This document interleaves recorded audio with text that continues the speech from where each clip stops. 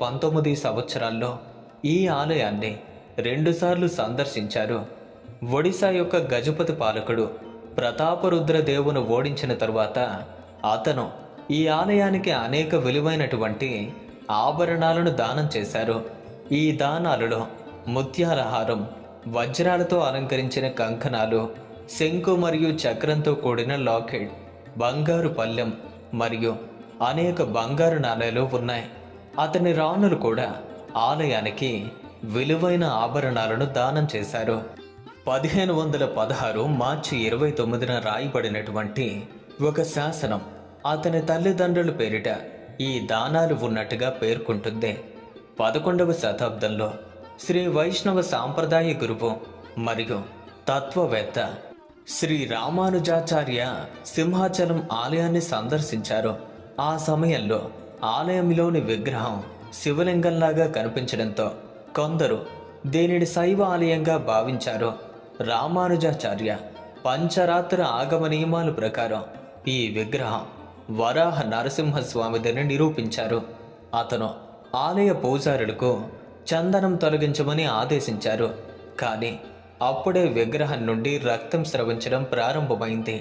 దీనిని దేవుని యొక్క కోపంగా భావించి మళ్ళీ చందనం పూశారు. అంతటితో రక్తస్రావం ఆగిపోయింది. ఈ సంఘటన తర్వాత ఈ ఆలయం అనేది వైష్ణవ ఆలయంగా స్థిరపడింది. మరి సింహాచలం వెనుక కథ.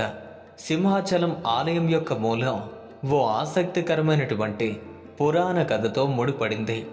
ఈ కథ హిరణ్యకశిపుడు మరియు అతని కుమారుడైనటువంటి ప్రహ్లాదుడి చుట్టూ తిరుగుతుంది. హిరణ్యకశిపుడు మరియు హిరణ్యాక్షుడు అనే రాక్షసరాజులు భగవాన్ విష్ణువుని వ్యతిరేకించారు. అయితే హిరణ్యాక్షుడు భూమిని పాతాళలోకానికి తీసుకువెళ్ళాడు. విష్ణుమూర్తి వరాహ అవతారంలో హిరణ్యాక్షుణ్ణి సంహరించి ఈ భూమిని కాపాడారు.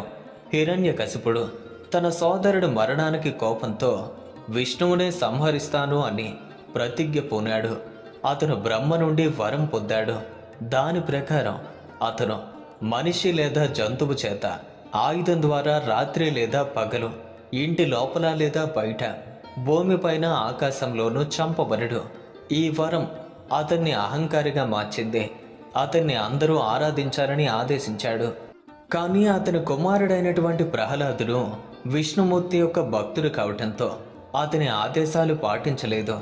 హిరణ్యకశిపుడు ప్రహ్లాదుడిని అనేక విధాలుగా చంపడానికి ప్రయత్నించాడు.